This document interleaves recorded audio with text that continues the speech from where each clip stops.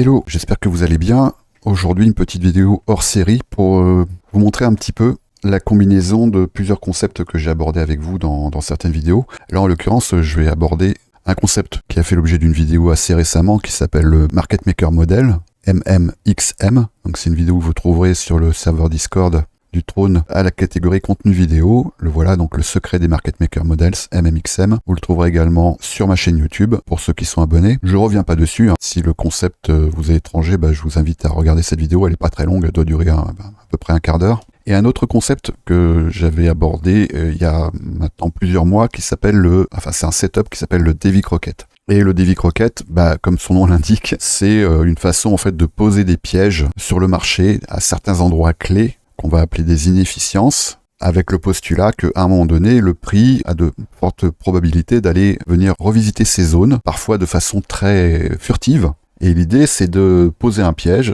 et d'attendre que le marché revienne sur un point qu'on a qualifié de stratégique. Alors donc, on va combiner ces deux modèles, sachant que le modèle Davy Crockett emprunte également à un autre modèle qui s'appelle le DCA Bot, c'est-à-dire qu'on va placer des ordres, qu'on va écarter les uns par rapport aux autres, avec un certain coefficient, et également avec une certaine pondération en fait qu'on va appliquer au prix, de sorte à plus le prix s'éloigne du point d'entrée et plus le bot va moyenner le prix à la baisse. C'est un peu le principe. Et là en fait, alors je peux vous montrer un exemple concret que moi j'ai appliqué sur Ethereum, mais je l'ai fait aussi sur d'autres assets, ça marche sur n'importe quel asset en fait.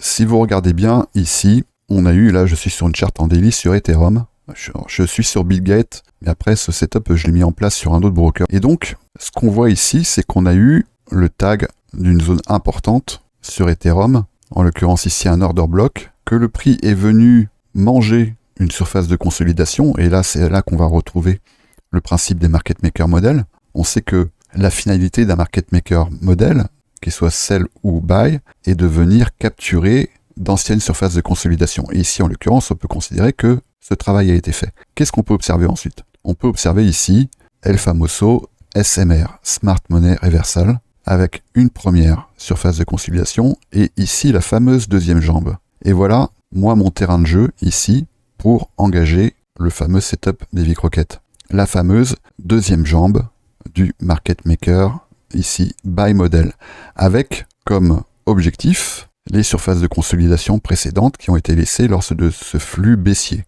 Donc, a priori, c'est un modèle qui pourrait, je dis bien qui pourrait, nous engager à prendre des profits. Alors ici, ça a déjà été le cas, plus ou moins, mais on a encore une petite surface ici. On a une autre surface de consolidation dans cette zone, entre les 3048 et, on va dire, les 3500. Et après, on a une autre surface de consolidation qui pourrait, a priori, nous emmener vers la TH. Donc je dis pas qu'on va y aller, je dis juste que, à la lecture d'un tel modèle, et en admettant évidemment que vous ayez des convictions sur un asset, donc je ne dis pas qu'il faut en avoir, mais je dis que si vous en avez, là, vous avez un contexte qui se prête à ce genre de modèle. En l'occurrence, on était ici. Alors maintenant, je vais aller sur Good Crypto parce que j'ai utilisé l'outil de Good Crypto qui s'appelle le DCA Bot, que j'ai un petit peu détourné de sa finalité, on va dire, parce que moi, j'ai enlevé le stop loss déjà et j'ai enlevé le TP. Parce qu'en fait, moi, je considère, donc là, la chart, elle a pas beaucoup d'historique parce que là, je suis sur ETH contre USDC, sur MEXC.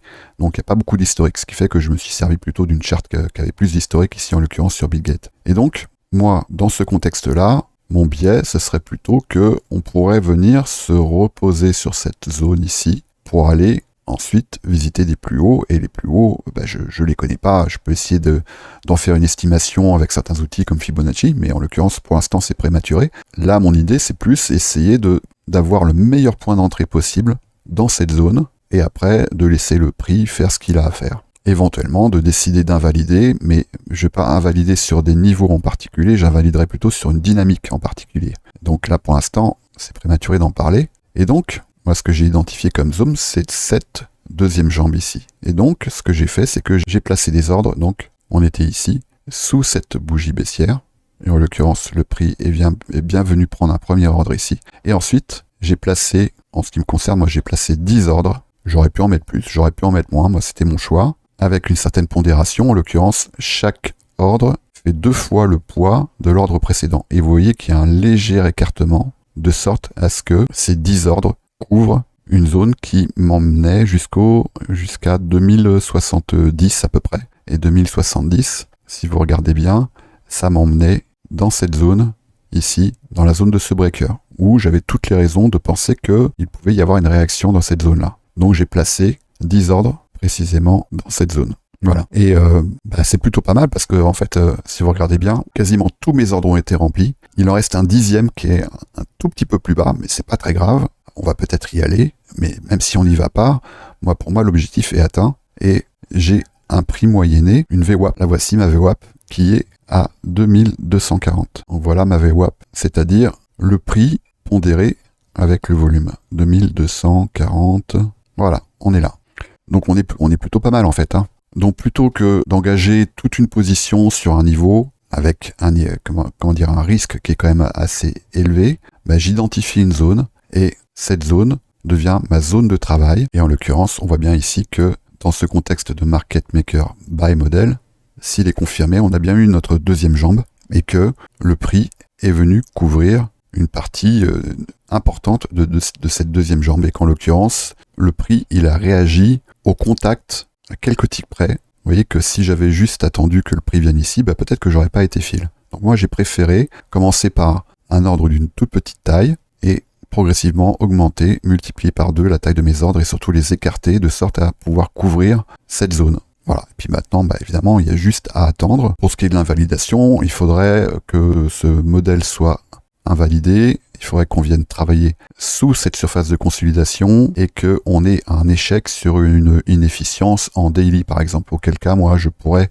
envisager de sortir si le prix nous faisait quelque chose comme ça. Auquel cas, je pourrais envisager d'invalider cette position dans cette zone-là. Mais pour l'instant, c'est pas d'actualité. Voilà. Et ça, évidemment, c'est là, je suis plus dans une logique d'investissement. Je suis sur le spot. Donc, je regarde une charte en daily, voire même pourquoi pas en weekly. J'identifie une zone à l'intérieur de laquelle j'aimerais pouvoir me positionner. J'ai fait la même chose sur Bitcoin. Et une fois que j'ai identifié cette zone, je regarde le capital que j'ai envie de lui consacrer. Et après, ce capital, je le répartis sur une quantité donnée d'ordre qui peut aller entre 7, 8 et jusqu'à 10 à 12, sachant que chaque ordre fait 2 fois le poids du précédent. Donc j'espère que ça vous sera utile. Là, c'est plus un modèle qui va s'adresser aux investisseurs, on va dire. C'est évidemment un modèle qu'on peut appliquer aussi sur les marchés dérivés, mais dès lors que vous introduisez du levier dans ces marchés, il faut vraiment être très prudent. Je ne sais pas si ça l'est d'ailleurs, prudent de faire ça, mais pourquoi pas.